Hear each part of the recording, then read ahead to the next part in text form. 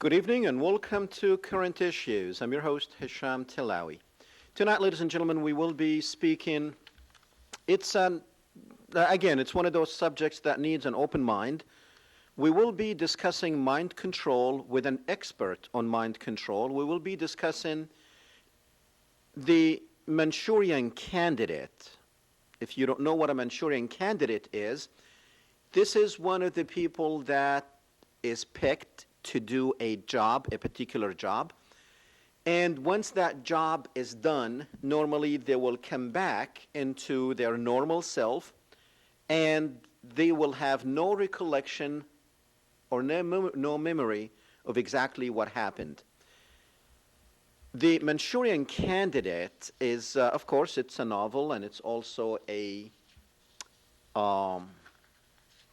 movie about the CIA controlling minds, controlling people's minds to do things that they normally will not do under the normal circumstances.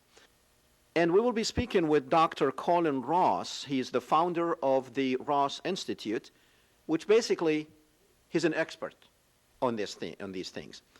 And we're going to basically learn what mind control is, and we are going to learn exactly does it apply to what took place at Fort Hood last month? Is it, was Major Hasan actually controlled? We don't know. Now, we're not saying that he was.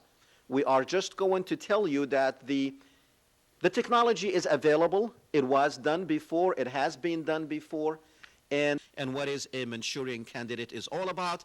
And does this apply to Major Nidal Hasan, who committed that horrible crime in Fort Hood? First in the 50s, and then a remake with Denzel Washington a couple of years back.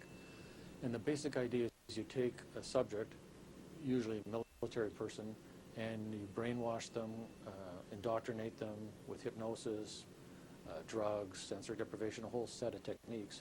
And you create this new identity inside that's hidden behind an amnesia barrier. Then you stick in a hypnotic cue or code, which could be either a hand signal, a signal on the phone, something you say. And one example is the guy's brought into an office in Washington, D.C. His handler says the moon is clear. Out comes the artificially created identity. He's given some sort of classified information. He's flipped back to his regular self. Then he's given non-classified information to take to Tokyo. He flies over to Tokyo. He sees the handler at the Tokyo end, gives him the just cover information. The handler at the other end goes, the moon is clear. Out flips the programmed identity, who gives him the classified information. Response is inserted. He's flipped back to his normal identity, comes back, and the same thing is done back at the Washington end. And so what you have is somebody who has no conscious memory for the assignment or the function. And the idea is if they're captured, they can withstand interrogation much better. And these people can be used for any type of military assignment or function, including assassinations, infiltration, penetration. The first major manufacturers and distributors of LSD in North America were not some sort of beatniks or people from Colombia or some shady criminals. The major manufacturer was Eli Lilly Company, who's the current manufacturer of Prozac. In 1953, they got a contract from the CIA, a $400,000 contract, to provide a secure North American supply of LSD for mind control experiments. LSD was first used by psychiatrists and by CIA officers themselves, personally. Then they started using it in mind control experiments for brainwashing and interrogation. And then from there, it spilled out into the general culture. This wasn't just a few rogue mad scientists in a basement somewhere.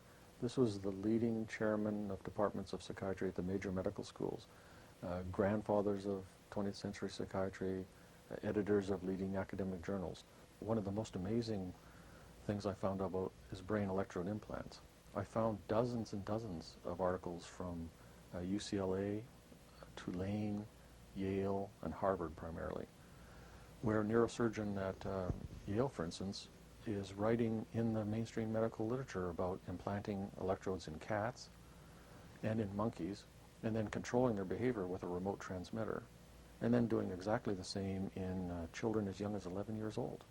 These experiments were done on contract to the Office of Naval Research, the Department of the Army, and were done at the major medical schools, and is not in the past, it's in the present and the future.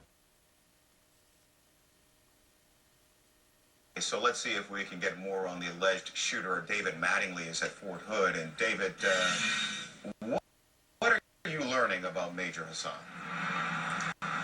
Tony, what we're learning are bits and pieces of a man who is dissatisfied with his life in the Army, and it seemed that he wanted to get out and definitely did not want to be deployed overseas. But yesterday started strangely very peacefully. This exclusive video appears to show the suspected shooter just hours before he allegedly opened fire on a... What you're saying is that a person would have two different personalities, and whenever his handlers want to change from one to other, they control that. Now, the person himself does not control that. Right, and this is described in very explicit detail in the CIA documents and other sources. Okay, so the possibility of someone snapping out of it in the middle of the mission is it cannot happen. It could not happen. Well, it could happen like anything, like a tank could break down in the middle of the mission. So, in principle, yeah, the person could kind of blow a fuse and break down. Okay. If it's working properly, no, they would stay in their program character. Okay.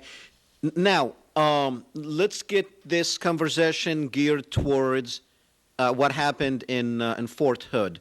As an expert, do you see, and I know you're not out there saying that is what took place, but is he a candidate? Is Major Hasan a candidate for this sort of stuff? Yeah, which will never happen, but if I was actually called to evaluate him, I'd want to spend a lot of hours talking to him, obviously, and interview a lot of other people. And the scenarios I'd be looking at, which are all realistic and possible, none are fantastic, all could be what's going on, basically falls into two categories. He either acted alone or he acted in concert with other people. So if he acted alone, there's two subcategories there. One is he was really driven by mental health problems, post-traumatic stress disorder, sort of personal conflicts. And the other one is he's driven more by political ideology, but acted alone. Second option is he was handled or controlled by some other people. And that could be either just influenced, say, by that radical Amman in Yemen, but not really controlled.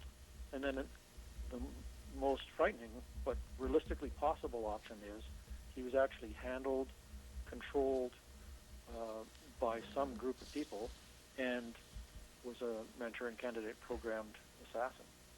That's a realistic possibility that I would want to investigate.